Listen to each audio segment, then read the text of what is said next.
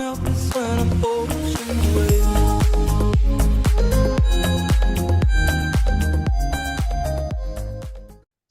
Today on UVA Legends podcast, I have Liz Bentley of Bentley Associates.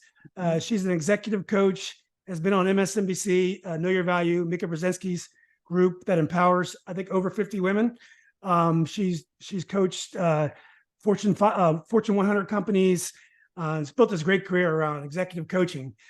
Liz, great to meet you. Thanks for doing this. Thank you. Thanks so much for having me. I really appreciate it. No, of course.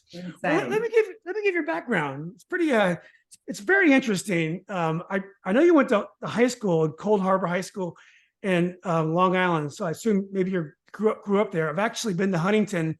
There's a movie theater with a balcony there that I remember. I saw Bull Durham there. I just thought it was the cutest little town. So I just I know you went to school there. You played soccer there. You were your team won 13 state championships between 1985 and 2000. I think you won one or two yourself in that time. Yeah. You played for Steve Cassiopo, legendary coach. And then you went to UVA, like all great people and students. You played soccer and lacrosse there, which is cool. And it was kind of the beginning of women's sports NCAA, because it just came over from AIAW. So there's a lot of opportunities there. And then you're an executive at CBS after graduation. Did that for 4 years. Got involved in some other types of media work. And then in 2007, you started an executive coaching group, which I find very interesting. You've been doing that today, and it's been very successful. And, you know, it's funny because I never even heard of executive coaching. But 10 years ago, 12 years ago, I was the president of a small staffing company, and a friend contacted me and said, "Hey, I'm getting into executive coaching. You know, can I coach you?" And I didn't even know what that was. And now it is such a huge part of, you know, of coaching in business, and not just executive coaching of every types. So, you know, first of all, when you think about coaching, which can be such a catch-all, and I've been, you know, looking at your advice, like how not to trigger people on Thanksgiving, how to ask for a promotion. You were talking about to Mika Brzezinski about how ego can be good. Your advice coaches upon personal, helpful stuff as well. So when you think about coaching, what does that mean to you? So, okay, so coaching has a lot of levels to it, right? So the first thing in coaching maybe is like basic strategy. You go to somebody and they're giving a new perspective on your life. Like, have you thought about moving your microphone over here, or resetting your office space? Or, you know, you need to hire somebody and offload some of this work. Very basic. I mean, strategy could be high level, it could be medium level, it could be basic. But, you know, when we're working, we only can see what we can see. So having that outside perspective, sometimes something obvious, suddenly we go, "Oh my God, you're right. What a change," you know, and we make a great change just because of that. But then there's the next level. And the next level of coaching is when we're getting advice and we know we should do this, but we can't. So someone's saying to you, "Well, you just need to give that person feedback." And you're like, "Okay, yeah, I'll do that tomorrow." And then tomorrow comes and you're kind of like, "I don't think today is the right day. You know, like I should do it maybe another time." And then all of a sudden we're never quite giving them the right feedback. Or, you know, something else happens where you need to delegate more of that work and not like manage on your own. And for some reason, we just can't do it, right? So those are the things, when that happens, that's another level of coaching. And that's where we're helping people get their ego out of their way. We're helping them shift themselves at the next level. And that's a much more internal shift. That's harder to do. So, you know, I see coaching in those two buckets. There's the move right, move left, go harder, like do more sit-ups, you know, version of work, right? You've got to work harder at your work, lean in, stop leaning out, or lean out here, lean in there. And people go, but then they get stuck. And when they get stuck, you do the next level of coaching. And that's where we've got to go in and understand what is that thing that's getting you stuck. Yeah. So when you got into coaching, I mean, there's no way you could have anticipated that coaching was going to be this huge now. I mean, it's almost like social media generally, which I think it's a big part of coaching, is that no one could have seen this potential back then. And now it's everywhere. And again, not just executive coaching, all different types of coaching is everywhere. Totally. Well, it's funny. So, you're absolutely right. And it's kind of funny when I look back on it, because when I got into coaching, first of all, I had 3 little kids, and my husband at the time was like, "What are you thinking? Like, how could you possibly take?" I was a stay-at-home mom at that time. I had this career, and then I decided to stay home with my kids. And he was like, "How would you take this on? And what is even this business even about? Like, what do you mean coaching? Like, not like sounds, everyone thought it was stupid, right?" But I had been at this dinner party with a friend of mine, and I was sitting next to a guy who was one of the top guys at Morgan Stanley. And I was talking to him, and he said, "Liz, I've hired this coach, and she's changed my life." And I said, "What do you mean? Like, what do you mean you hired a coach?" And he's like, "Yeah, there's this thing, it's called executive coaching. And this person has really shifted my life because she, she's giving me all this insight into my work." And I was like, huh. I was like, that is interesting. And then I had lunch with my friend Cynthia Mathis, who also went to UVA and played lacrosse. She was working at Sports Illustrated at the time. And I was talking to her, and she's like, "Oh yeah, I have an executive coach. It's great. She's helping me with this. And I was like, wait a minute, all these successful people. And this is like very beginning of coaching. But that's when I was a psych major. So that's when I had oh, wait a minute, this is what I've been waiting for my whole life. Like, I love psychology. I love the study of human beings. I totally know everything about coaching from being an athlete, right? And like knowing how to perform and put it all together. And then I have the business acumen from being in corporate America. So I went back to NYU, but the time I was doing it, I'm telling you, everyone I ran into just said, like, "What are you thinking? Like, what are you thinking? And what is this?" And really, really diminished it. And I'll tell you something else. Now, I didn't really connect this until you and I are having this conversation now, but when you're going back and you were talking about sports and like women in sports, when I was a little kid, I came home from school in first grade or second grade, and I said to my mom, "I want to play in the soccer league. Can you sign me up for soccer?" And so she was like, "Okay." She like Huntington Soccer League, brings me down to soccer, and I'm the only girl there. And so afterwards I get in the car, and I have 3 older brothers. She got in the car and she's like, "So how'd it go?" And I was like, "Oh, it was great. It was really fun." She's like, "Did you notice anything?" And I'm like, "No, like it was really great, And so like, she's like, "You were the only girl there." And I was like, in recess, I was the only girl playing soccer, And then this goes on to be, I'm the only girl who wants to play on the boys hockey team, and then I play on the hockey team, So I think, my whole life I was kind of doing these things that no one else was doing. So that didn't scare me, so that didn't deter me. It was kind of, I guess it was kind of like what I was going to do, So I looked at coaching and said, I love this. And I think it has meaning, and I can see how it'll change people's lives. So I just kind of went for it.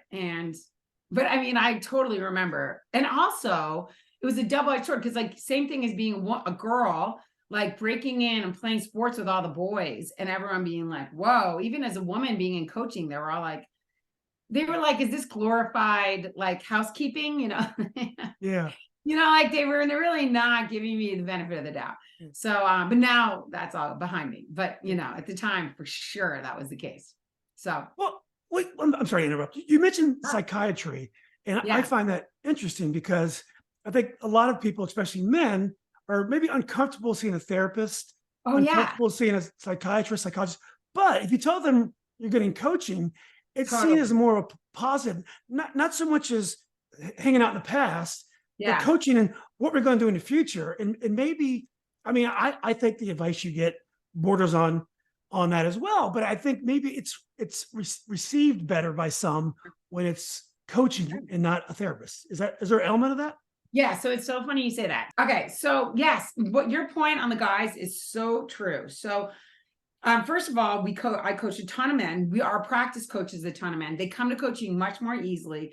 And what I see is their dilemma is that they think that vulnerability and masculinity are in conflict with each other, and they're not. So they think if I become vulnerable, then I'm not masculine. And if I'm not masculine, then I'm not a man, and I'm not manly, and that's scary. And so for them to get vulnerable, and it's hard for them to get vulnerable with people they love. It's hard for them to get vulnerable in front of other men because they don't want to be perceived as weak. It's hard for them to get vulnerable in front of their wives or girlfriends or people they love because they also don't want to be perceived as weak. So there's a lot of, I don't want to be perceived as weak. But with a coach, they can get vulnerable because they're like, the coach is going like, come on, it's okay. Like you're going to become even more powerful the more vulnerable you can get. Masculinity and vulnerability are not in conflict. They're actually aligned. And what I find is that the things we're afraid of are not our weakness, they're our power. And that if we can lean into what scares us, we're actually going to grow exponentially versus constantly leaning away from it and being afraid of it. Yeah. Well, so that's why the men struggle there. Go ahead. Yeah. Oh, sorry, interrupting again. But you mentioned men maybe not opening up to other men, and I did notice your associates. You have a heavy female content, yeah. And do you think in some regard that's a function of more women want that kind of work, are good at it, or you're more likely to get through to people? Like, for example, a woman executive might have easier time talking to another woman, I would think, than a man, and then of course men will have easier time talking to a woman than another man because that shows the weakness that you mentioned earlier. So it's interesting. I mean, so first of all, I would say for us, we don't have more female content. We did a whole month in June just on men. No, I meant the people that work your associates. Oh no, my team is all women. Yeah. That's what I meant. Yeah, sorry about that. Yeah, we only hire chicks. Just kidding.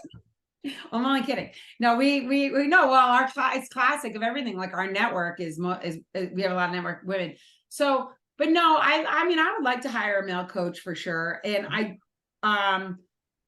don't know. I mean, I don't know. Maybe guys would be able to talk to guys if the guy's a really good coach. And I think women would be able to talk to a guy if he's a really good coach. So I don't want to say that. I think you just have to be a really good coach. I think that's what it takes. If you're a really good coach, anyone can talk to you. Because if you're a good coach, you're going to help people see their truth and embrace it, not be embarrassed by it. Mm-hmm. And that's the difference, is that you're going to help people see their truth and lean into it instead of be afraid of it.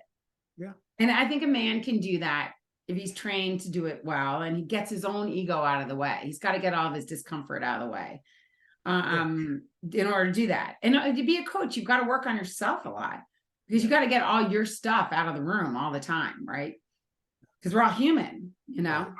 And so I hope I can continue to ask this question without ego. So when you think about your team, you have certain strengths as a coach and as a friend and as a mother, things that you've learned, advice that you give. Do all the coaches coach the same? I mean, I would think some might have other strengths. Some might listen better. Some might have better ways of giving advice. Do you find that your associates coach the exact same way that you coach?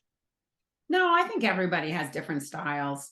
I mean, I really try to teach everyone my content and my style of doing it. And I like have meetings with everybody to keep them like on, because I see trends in human behavior that are coming all the time. And that's kind of one of my strengths, is my ability to see what's coming next and predict. I'm also pretty good at predicting the human behavior. Like I can kind of see 10 years down the road. Like I can see what we're going to think was a fad now and what we'll think was, you know, in all kinds of categories. That's just a strength of mine. So I teach my coaches that so they can kind of get in front of because here's what you need to know.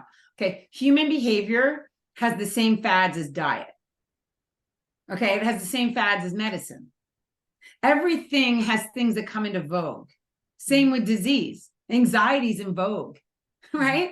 And it literally is. Then all of a sudden, oh, I have anxiety. You know, well, I mean, you know, like, do you think people who are starving in Africa have anxiety? No, they're not having anxiety. They're like hungry, you know, they're trying, you know, I mean, they're not going to take anxiety medication. They're just trying to survive. Right. So we get things. I'm not saying that it's not real. I'm just saying it's become in vogue, you know, like we didn't have a word for that. Like, you know, things come in and out of style. So in human behavior, we see things come in and out of style, priorities, and that's shaped by the times we live in.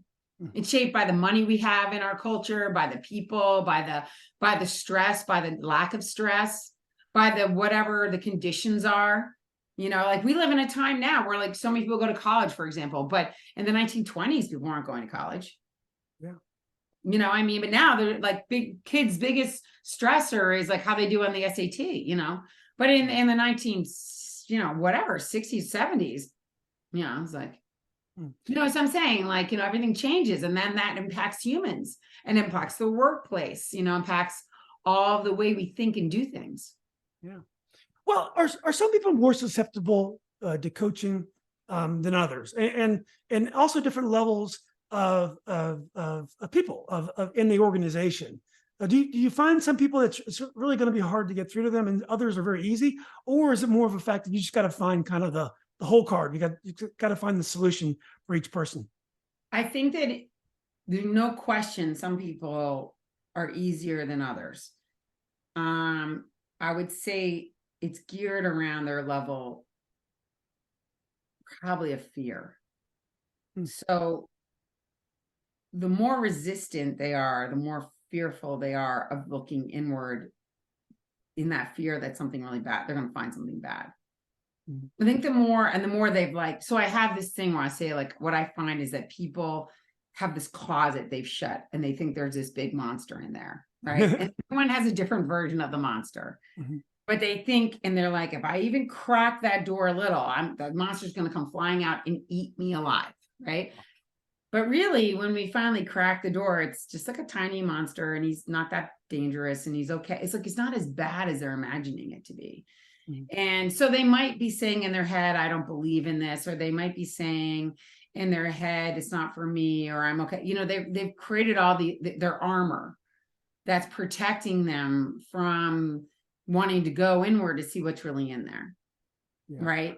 And, but when we get them in there, you know, they release their power and then they, you know, so some people are more like, some people, when they come to me, they're like, I'm ready. Even if they know don't know they're ready. They're not coming to me. Like, remember, I'm not a therapist. They're not coming to me going, I'm ready to open that closet. That is the big monster. They come to me and they're just like, I know I could be much better than I am. Right. That's what they're saying. They're saying like, I'm living a good life. I'm successful. I have all these good things, but I'm not my full potential. Yeah. And then I get there. And then you have to deal with all those things around them that are holding them back. So then that can get kind of complicated, right? If there are things other than just kind of work stuff that's holding them back, that's something that you address as well. Yeah. Yeah. Everything that's holding them back. What we'll find as we're addressing the work stuff is where they're getting stuck is something more complicated. Otherwise they would have fixed it. Right. Because also everyone who's coming to me, they've been getting feedback.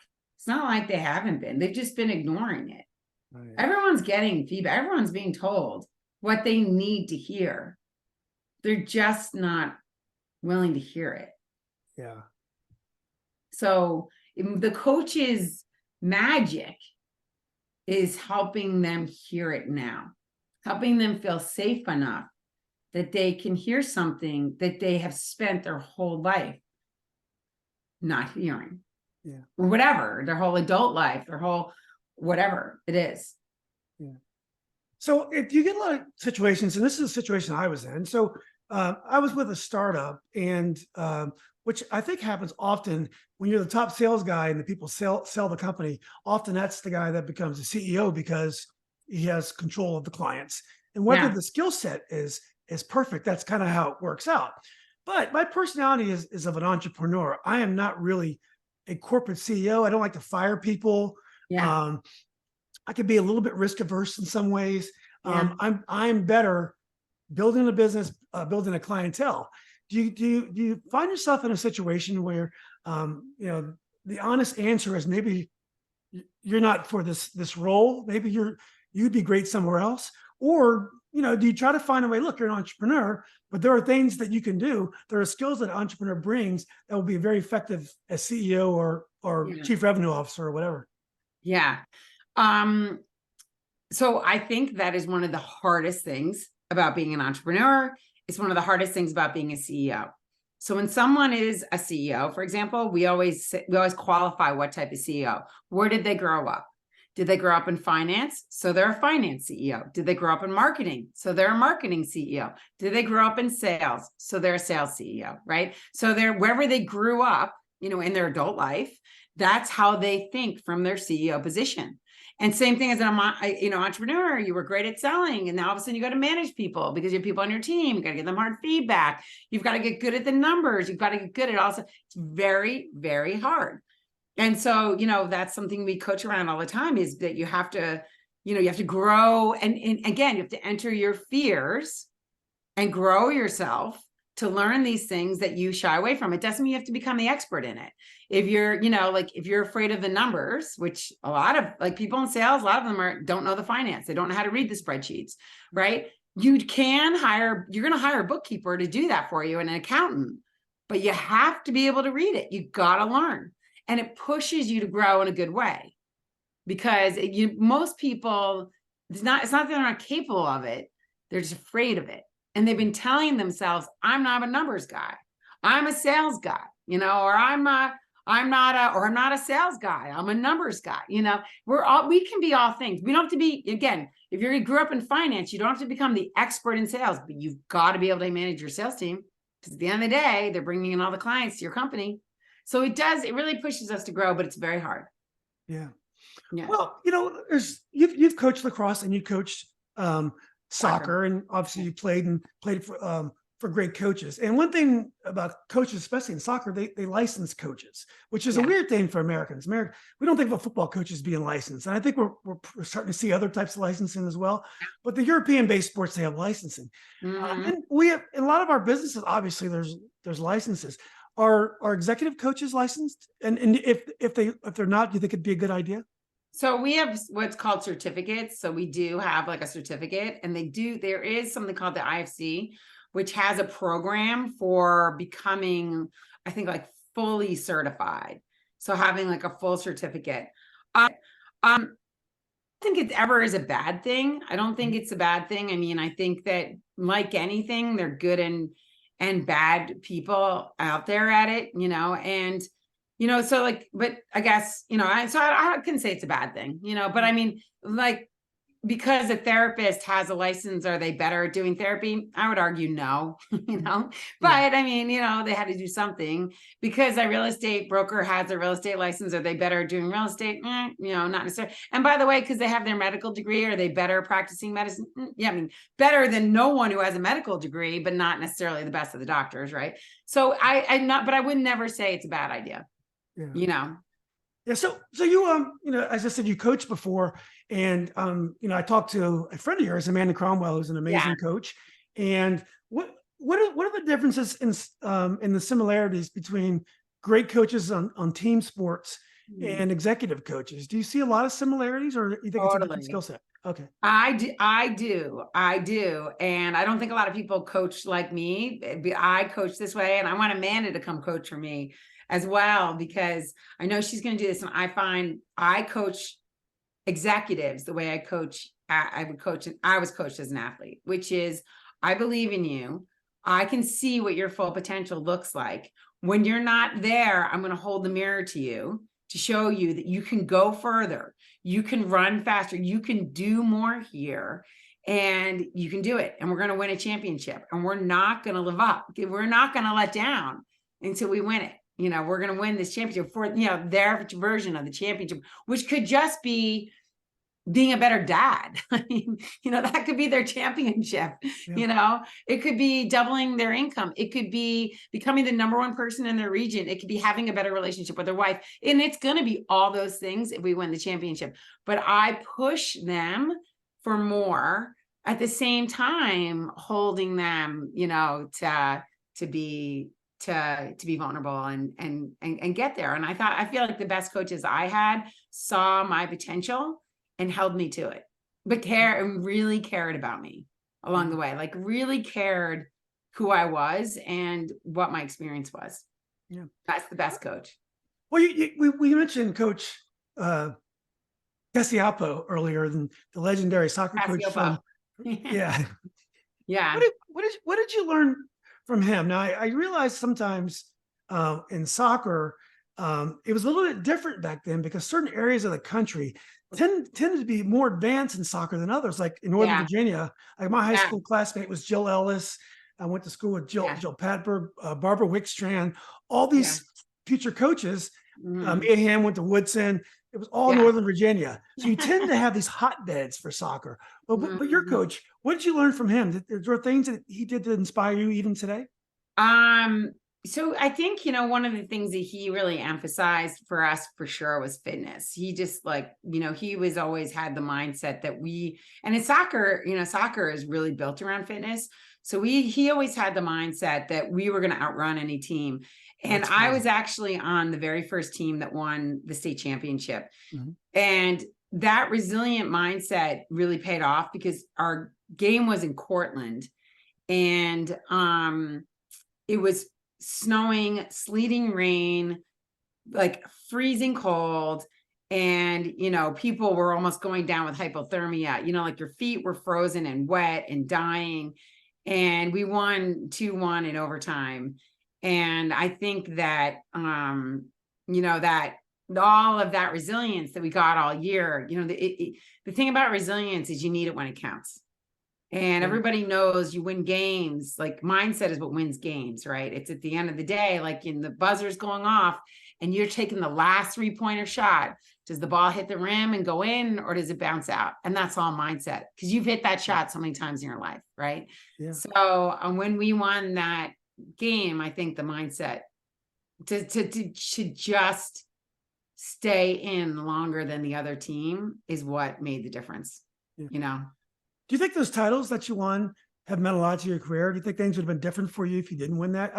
I tend to think, especially men, we dwell on those championships, those titles that we won. How about you? Yeah, changed my life.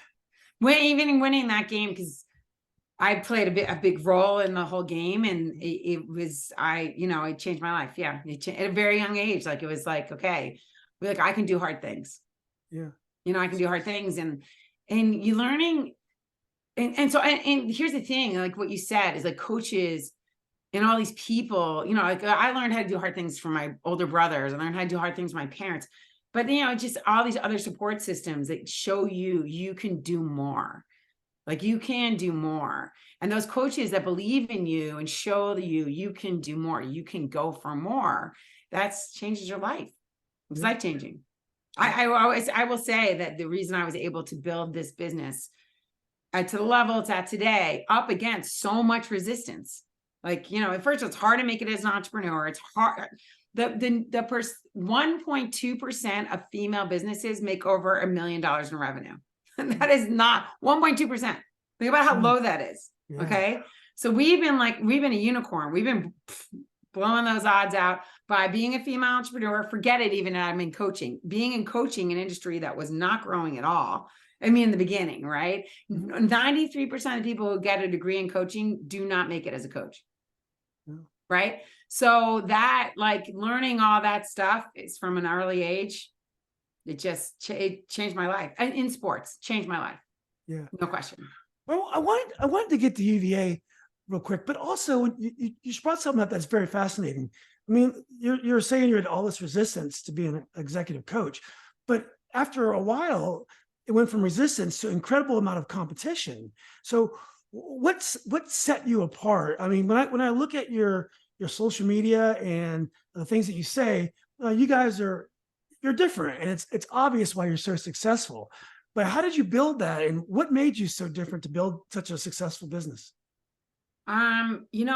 Practice. Like, so very early on as an entrepreneur, I figured out that in order to get good at this, I needed to practice. Again, back to the sports model. I knew I needed to do a lot of coaching to get good at it. So the reason why most coaches don't succeed is they don't get any practice. So there's no, like, after they get their degree in coaching, they don't get to go into a law firm and be an associate for 10 years under a partner. There's nowhere to go.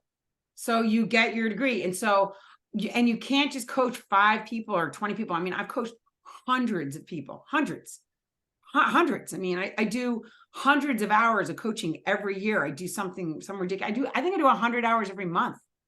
Right. So at least, I mean, I do so, and this is every year after year. Right. So I learned early on, I needed a lot of practice. So I just I charged less. Like I meet people who are new coming out of school and they're telling me what they're going to charge. And I'm thinking, like, you should be charging 5 cents. You're just learning, I mean, I'm joking, but you don't even know what you're doing yet.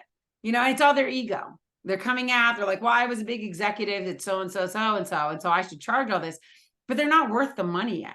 So I learned just not to charge a lot and just to get a lot of practice and just to get all the experience under my belt. And then once I think about it, it's like tennis. Once you hit the ball up against the wall, 10,000 times, there you go. You're a pretty good tennis player. So I got all that practice and then I got good at them. I could see all the trends and I knew I can meet someone. I have X-ray vision now. I can see them and go, boom, okay, here's the issue. They don't know it yet, but I know it. Yeah. And now I'm steering us where we're going to need to go, waiting for them to catch up to me. Yeah. So that comes from so many hours of practicing and studying and doing and loving what you do. I find so much meaning in the work. Yeah. So I think that's what separates us is that I got all that practice. And then I jump out of bed to do the work. I love my clients. I love the work. I really love it. I mean, it's not, I just love it. So. Well, that's not very different from sports coaching. I mean, there's the fact that a coach has to find solutions to problems on a team. It has to put them in a system that's going to work for that personnel. It's got to be able to recruit the personnel, all the things that coaches do to be successful. And it's a catch-all like executive coaching or other types of coaching, but you have to have experience to get good at that. It's hard. It's hard to learn how to coach and be a good coach.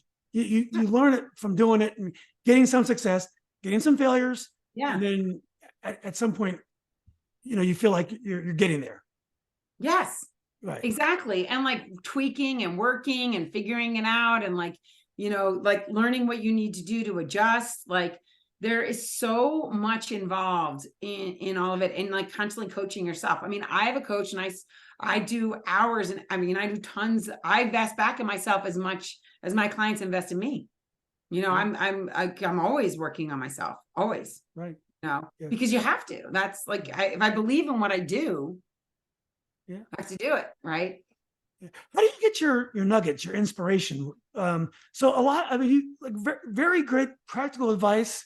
I behaved myself on Thanksgiving, thanks to you, because it's very easy to get triggered. But there's so much wisdom in what you do. Where do you go to get inspired? Well, I mean, of the thought leaders in the industry, I love Brene Brown. I think she is extraordinary. I think she's next level and just brilliant at what she does. I like Adam Grant. I think his research is really interesting and his take on things is interesting. I like Malcolm Gladwell. I think he's kind of fascinating in the way that he tackles certain things with people and studying humans.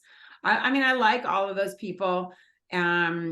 But I would say, honestly, my biggest inspiration comes from my clients because I'm in the lab with them all day. I mean, I'm not always think about it. When you do, let's call it 35 hours of coaching in a week, you start to hear the same things, or you start to hear certain trends. And then you're like, oh, that's interesting. This person, but and you pick up on all this stuff.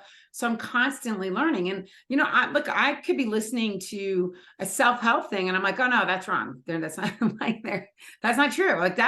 I'm in the lab, studying this. It's I always give an analogy to war. My clients are the generals up in the tower, and I'm like, you have to listen to your people in the field.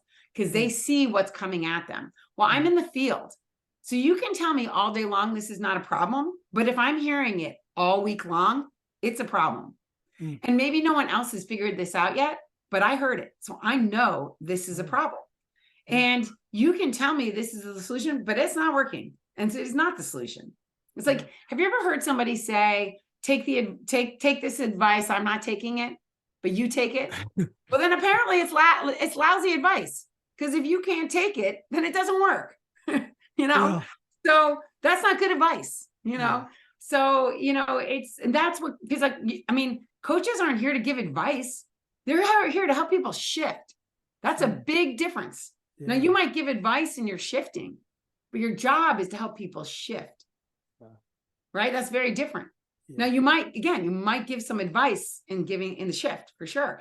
Maybe you're giving more insight, or you're giving perspective, you know, or you're giving encouragement, or you're giving space.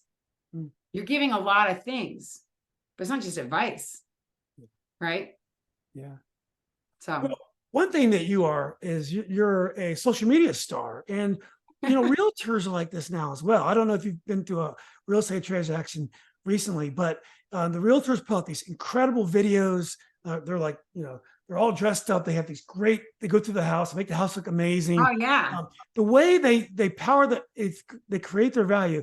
And it's similar in that a good realtor can add a lot of value, but they have to add that value. They just can't take a commission. They have to give good advice. They have to do things to add that value. Oh yeah.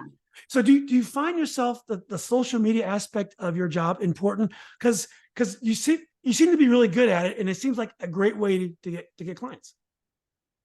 So yeah, I mean, it's funny because all the videos in social media, it started because of COVID. We were on COVID, and I pre-COVID, I was giving speeches all over the country, and I was doing all this stuff.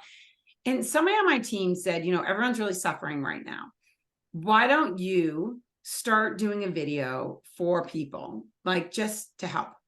Because, you know, times are bad, and like, I think everyone needs a little inspiration. So I was like, all right, that's a good idea. Like, we're all stuck at home. I'm not traveling anymore, like right now. And I started doing speeches on Zoom and all that stuff. But I was like, that's a good idea. So I started this thing called a Tuesday tip. And I started doing this, like, and so it started on COVID, and then it became like trends that I saw in the workplace. And then it got this following. And so now I do it every Tuesday. And then, like, you know, and then it led into some other things. Now I'm doing it on television. Like, next Tuesday, I'm going to be on CBS. Like, that's you know, awesome. So like I like do some of the tips on TV, or are we doing them for, like, you know, Mika's and NBC has asked me to like jump in and do the tips, like one you saw on the triggers.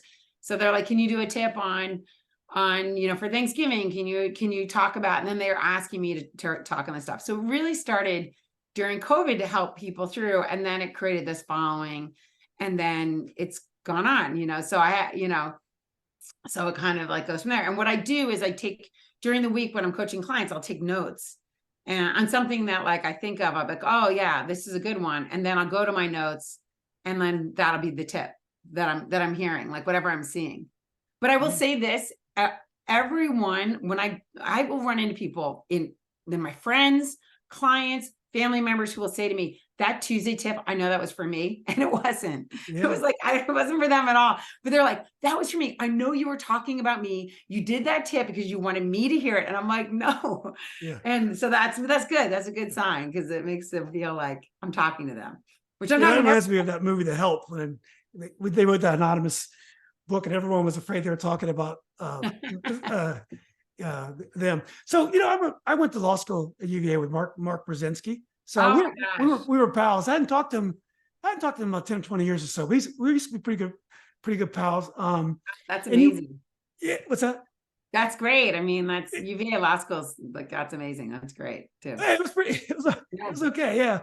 But I didn't practice law for long. But anyway, I saw that you worked with Mika, and a lot of us, Mika's, you know, in our houses 3 hours a day, her and Joe, and so we talked to them a lot, you know. And so I feel like I've lived a good part of my life with Mika and Joe. What does she like to work with? Oh, she's so fabulous. Mika is an all-star. She is D1. She is so great. And she's really, I feel like, come into her power in the last year, even more than ever. I was in Abu Dhabi with her. She ran an event for Forbes, and so it was 30 under. So you said earlier, you know, Mika does over 50. She does for all women. Okay. So she ran an event that was 30 under 30 and 50 over 50. So it was like all these women in their 20s, and then, you know, women over 50. And she's an all-star. She really is. And in just like everything, with more practice and more exposure, she's just getting better and better and better, and more, you know, just in her power, and she's extraordinary. She is really a class act, you know. Yeah, it's wonderful, this world we live in, because your world as a coach, you touch a lot of people, and you know, Yeah. you didn't study executive coaching at UVA. I mean, this didn't even exist. I think Bell Atlantic had hired the first executive coaches in the 80s, but no one ever really heard of this. You know, Mika is this presence in everyone's daily life. I mean, people like me are doing local podcasts. You know, this is the way it works now, that you know, everyone finds their own path, and I think that's the beauty of social media, and also just how things work today. Yeah. It's just kind of it's, you know, the journey of life, and being open to that journey, I think makes your career a lot more stimulating. Yeah. I think if you're afraid, you know, if you're afraid, it's hard, you know, and it's scary, and it's easy to be afraid in life, Yeah. you know, it's easy to be afraid there, you know, but you have to have the confidence to get over those fears. That's really what it comes down to, Yeah. you know. Yeah. Yeah, So well, look, this has been wonderful. I did want to end a little bit on your UVA days. You know, not many people, not many athletes play two Division I sports. I know it was an interesting time. Let's talk about a little bit about why you ended up going to the University of Virginia, and how you end up playing soccer and lacrosse there. yeah. So my in my family, I had my great grandmother, my grandmother, and my mother all went to Wellesley College. Hmm. So I was the only female in my family, and I was, you know, was playing soccer at a very high level. I was in the Olympic development programs from the time I was in 7th grade. So I was, you know, playing a lot of intense soccer my whole life, traveling the country, and then played lacrosse. And I remember it was very significant because my mother said to me, "You don't have to apply to Wellesley." She was like, "You have worked so hard at this, you know, you have to go play sports in college at the highest level." And that was a real gift, because, you know, it was nice to have, you know, as much as it would have been nice to carry that tradition, it was really great. And then UVA was the only team that really had two outstanding soccer and lacrosse teams.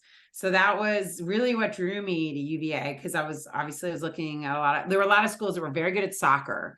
And then there were schools that good at lacrosse and field hockey, not good at soccer and lacrosse. So that was unique for women back then. And so I was really fortunate to get that. And it was, you know, it was amazing. I mean, my freshman year, the men's soccer team, you know, they won the national championship. Some of the best soccer players in our country for the guys were on the men's team, and we were all freshmen together. I mean, you know, Tony Miola, all these guys. It was so much fun. I mean, we had the time of our lives, and we were so young and just innocent then, and to know what was in front of us. And then the other thing is also just funny now, because like my niece is a star lacrosse player at Michigan, and you know, she's got this like amazing locker room and all this stuff. And we were getting the leftovers from the men. We were getting like their bag, and they would let us use their locker room for a chalk talk.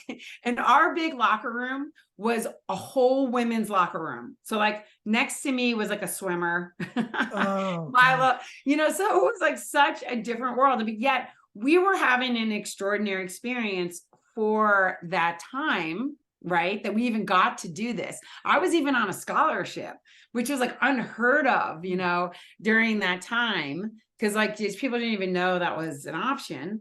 And but it still was so different than where it is today. And it's great to see how far it's come. But UVA was life-changing. I mean, it was such a special place. My daughter is a third year now at UVA. And going back, I actually went back recently and had talked to the girls lacrosse team and gave them like a little like talk. And, you know, just going, I said to the group, when I was talking to the girls lacrosse team, I said, like, just this time in your life you're never going to forget it. It's going to change your life, and it's going to be for the good and the bad, because it's not always easy in college. I mean, there were a lot of parts of college that were very hard, you know. And it's, you know, because that's one thing you forget too. It's hard. You know, college is hard. There are dark days and there are hard times, but there's also just the best of times. So My heart, my kids all know they're the first song they ever learned in their life is the UVA fight song. There you go. So they all like grew up knowing, just feeling like I just loved it. It's just really, really, really special. So Yeah. My son is a second year there, and you just you just described the college days perfectly. One of the feelings I always had in college is the uncertainty. Like you finally, when you're by the time you're fourth year, you finally get it. You know how to study. You know you can measure your effort properly and stuff, and then you graduate. But before that, it's always like the uncertainty, which is kind of why it's fun. Because when you have something down, and it can be kind of routine. What kind of sports parent were you? Were you ever an overbearing sports parent, or did you? Oh my God, there's so many great memes going on around about sports parents. I don't know if you see them on social media. I think I was all of the above. I think I had times that I was very composed and very together and very logical. And there were times that I was like ballistic and crazy. So I think I did the whole thing. I mean, I think the one thing I did always have going for me, thankfully, was the reality that I knew how hard it was. I knew how much pressure was on them. I knew what it took to be the kids out there. I have two children who are playing college sports, and I always really knew what it took, so I think that helped me along the way, because I did have that perspective that sometimes I look at parents and be like, you have no idea what it takes to be the quarterback. My son was like the quarterback of the high school team or something. Like, you have no idea what it takes to be in that position right now. But at the same time, I'm sure there are moments that I felt below the waterline like everybody else. Yeah. But I felt really lucky that I had kids who enjoyed sports, and it has been so much fun watching them play and be a part of their life. And it's been great. And when my daughter, who didn't play sports in college, she she played sports when she was young, and then all these other things, and it's been great too. So that's one thing maybe you can provide coaching is when you have kids that play sports. Like my son was a travel soccer player, pretty high level player, but he chose to go to UVA, which it's a very difficult place if you want to play soccer. So as a parent, you spend all this time around your kid's sport. I mean, I was at every game taking pictures, doing everything, just loving it. And then one day it's over. And then it's just amazing how much time you have on your hands. You can do a podcast, but it's such a big part of your life. And I mentioned earlier I asked you earlier about how important your state championship was to your life. And I remember when my son's team got to the state final and soccer and lost. And I remember after the game, I said, that moment when you were announcing the starting lineup in the state championship, you'll never forget that moment. And he was like, Dad, I'll be out there again next year. We'll go back. This is his junior year. I'll be out there next year. I'm like, you never know about these things, because in life, you never know when these things are going to happen again. So all those moments as a player and really as a parent, you cherish them. And one day when it's over, you have all these great memories.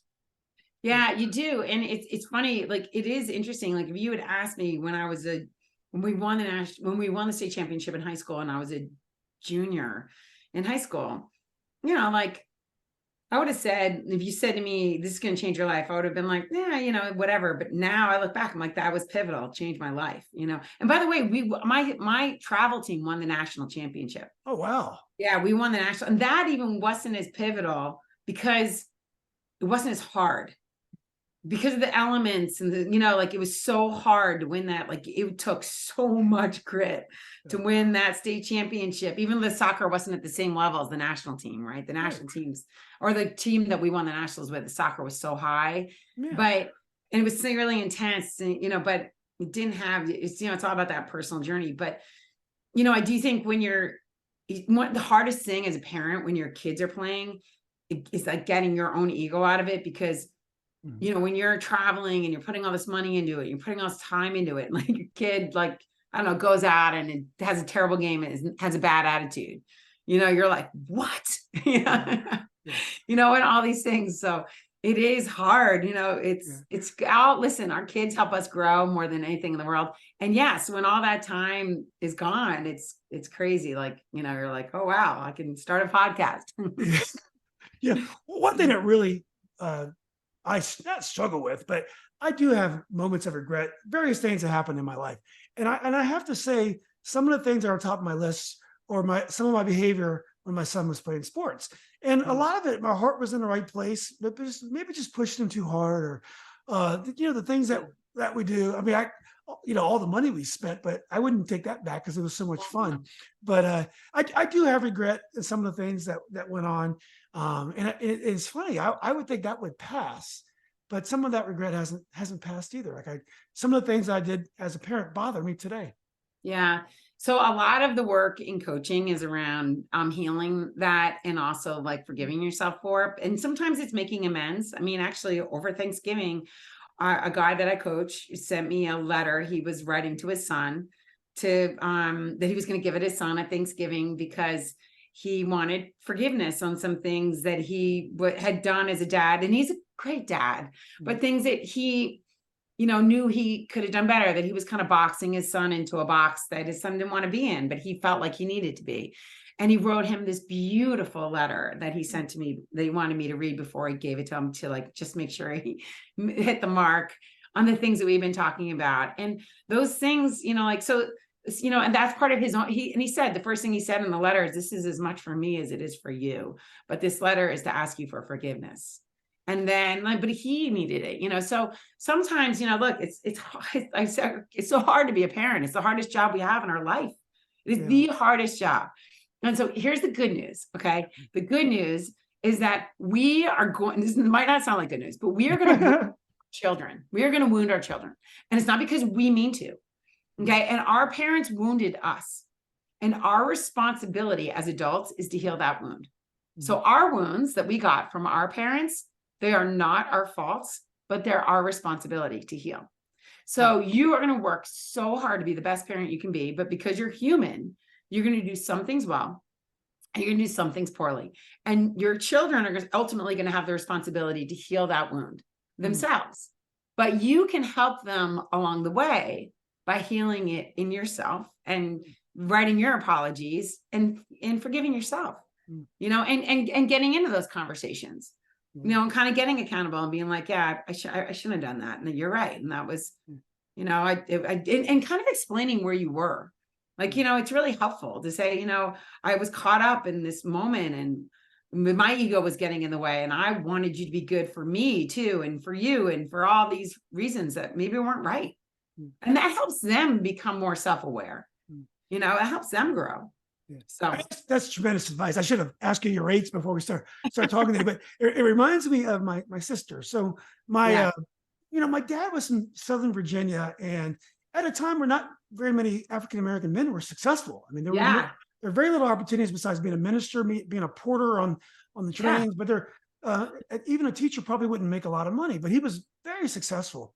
And him and my sister never, they always butted heads throughout their lives. And I remember when he passed, she was crying, louder than anyone. And I kept saying, because they just had this torturous relationship, and I always felt, as you just said brilliantly, that if we blame, not blame, but if we fault our parents for things that they did to us, and it affects our behavior, then what we're saying is, some of the things that they did to us, they weren't responsible for either, because it might have been through their parents or whatever. So I said it, and I think this is where you get it. At some point, it has to stop, and you have to heal it, and you have to move forward. Yeah. Because people aren't perfect, and we try to do the best we can. Yeah, totally. And he was probably carrying a lot of things from his past that he was putting on her, and she, and she was probably, and that's okay, because everyone's doing that. Everyone's a product of their life. Mm-hmm. They only know what they know. They were taught something when they were young that now they're carrying as adults, and so we're all just growing, that's the thing, is we're all growing. And she's crying her deepest tears because of all that stuff they had together, Mm-hmm. It's not because she didn't love him. It's, probably because she wanted to love him more and didn't know how to. So we can heal those wounds even when those people are gone, and understanding each other and understanding where everyone comes from. It makes such a difference, and understanding that yourself, right? So that you can do that with your own kids and your own relationships. It's pivotal. Yeah. So.